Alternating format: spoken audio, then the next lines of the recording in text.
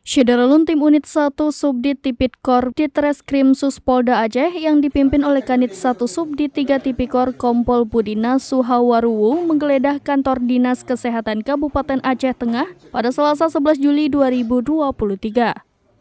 Direkrim Suspolda Aceh Kombes Winardi menjelaskan penggeledahan tersebut dilakukan untuk mencari dokumen terkait pekerjaan pembangunan Rumah Sakit Umum Regional Wilayah Aceh Tengah tahun anggaran 2011 yang dilaksanakan oleh Dinkes Aceh Tengah.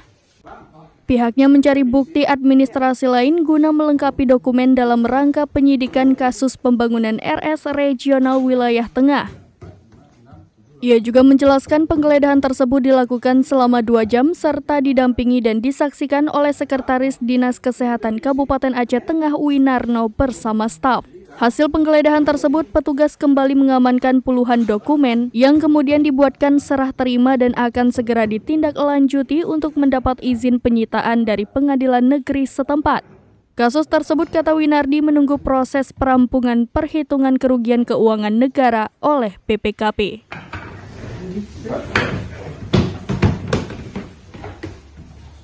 Dari Banda Aceh, Subordani, serambinews.com. Ini Pak, atau bisa dulu yang kita lihat? 13 jam. Keluarkan dari. Sudah saya hitung tadi. Sudah.